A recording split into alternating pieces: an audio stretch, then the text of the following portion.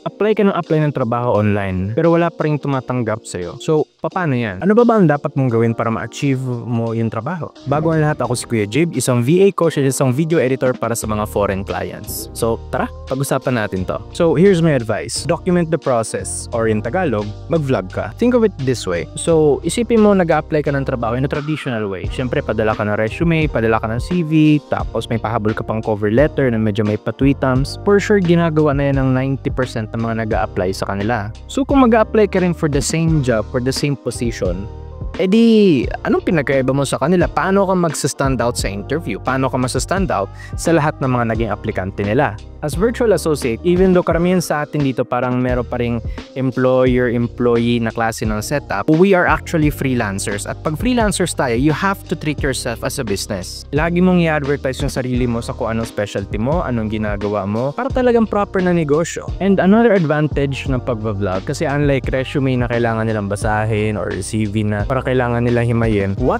if sa lahat ng mga aplikante, ikaw lang ang nagbigay ng video? And plus points pag maganda pa pagkakagawa mo, kasi parang hindi sila nagre-review ng aplikante kundi nanonood sila ng vlog. If you do this at nag-stand out ka, then you already have a huge advantage over sa mga kasabayan mong nag-a-apply. And also, another thing kung bakit importante na mabivideo ka is kasi sinasanay mo yung sarili mo na nagsasalita ka. Now, I assume, since nag-apply tayo ng pagka-VA, yung mga HR na mga kausap mo, for sure, 100% naka-English to. So, kung hindi ka pa sanay sa English, pag tuloy-tuloy yung pag-vlog mo in pure English pa, ay nako, I'm telling you, by the time na meron na mag-hire sa'yo, para ka ng... Pero wait lang Kuya Jib, hindi ako marunong paano gumawa ng video, hindi ako marunong mag-shoot, hindi ako marunong mag-edit.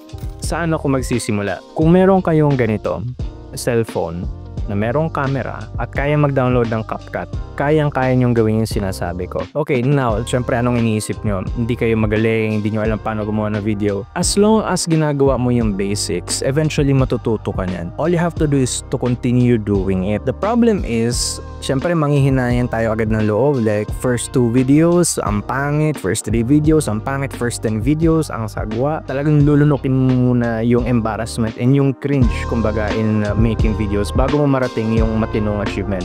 Here, yeah, exercise lang. Maghanap ka ng paborito mong YouTuber. Puntahan mo yung kanyang YouTube tapos click mo yung kanyang earliest na mga videos at panoorin mo. And I can guarantee you, yung video na ginagawa nila ngayon, sobrang layo sa quality na meron sila nung nagsisimula pa lang sila.